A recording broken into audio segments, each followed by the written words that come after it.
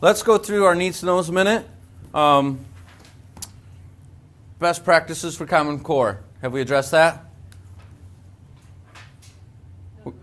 Okay, so no. Project ideas, have we addressed that? A little bit. I like to put a little check. That means we've started to, but we haven't really finished it. Tech questions to implement. Devices. Devices, are we good on? Yes. Oh, that's very helpful. So devices we could cross off. What about text to implementation? Maybe some more. We want to talk about that? Yeah. Okay. Video software, we haven't talked about that. Grouping, it's been discussed, but not much. Framework, we're working on, but certainly haven't accomplished. Behavior expectations. We've been talking about that. I'm going to say a little bit about that because it was really interesting to me. Hear them talk about it. At my regular school, it need to be more disciplined. Yeah. They all said that, and I kind of want to ask them, like, what's the discipline policy here, and see what they say, because I got a feeling. My feeling is they wouldn't be able to answer that question. From my personal opinion, we use 3 words: trust, respect, responsibility, and it's very relational.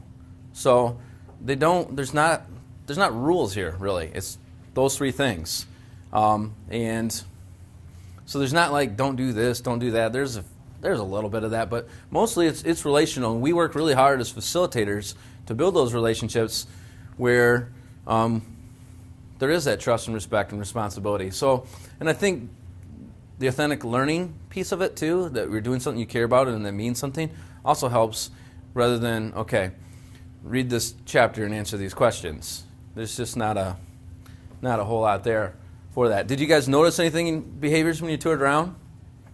I was looking. Was everyone you saw working? Yeah. Really? I saw a couple of kids.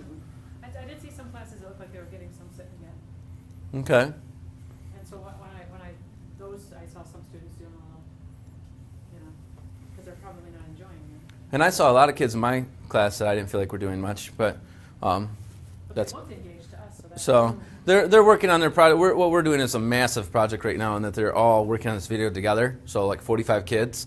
So it's hard for every kid to be busy at every second, but they all have different roles. So I have a question. yeah. So, if you're not in your room, I feel like when I was doing my PBL, I had to be there. I mean, what happens if you're not there? I mean, how does that? I know that you guys co-teach a lot, but There's a couple different things. For me, it's beautiful because Andy's in my room right now, and I don't worry about it. But if you're not, you train your kids to run the class without you. And Langle, our chemistry teacher, does a great job with that. I've seen him Skype in from home and say, hey, here's what we're doing today. And he has a kid set up the Skype call because the sub doesn't know what to do. So he'll set them up and maybe Skype in and say, here's what's going on. Or he'll tell them the day before, and he'll put a kid in charge of running the class. And last year, before we had our new build, he literally had a class in the hall right outside. Where we ate lunch is my room. So right outside the hall, they literally in that open space had a class with no walls. And so I would see them Skyping in or see the students, okay guys, we're going to do this. And they would run the class without them. So that's not going to happen right off the bat, but you teach that and they know the process. He literally is moving with his one class that's the kids who are a year ahead in math, which I define those kids as high achievers, not smarter than anyone else, but they're motivated. He has them basically doing competency graded instead of standards-based grading, where basically he said, here's the standards, you guys figure out what you're going to do to meet them. And they're all coming up with their own projects, which is pretty crazy. Thomas is in that class, and they're trying to do some railgun that's electronically, I don't even understand it. All I know is they have a campaign on one of those sites where they're trying to raise $500 to get the materials to build this thing. That's sweet. So that's the kind of stuff that they're coming up with. Another group is they want to buy a piano and use that as physics. So they're all doing different things to meet it. So,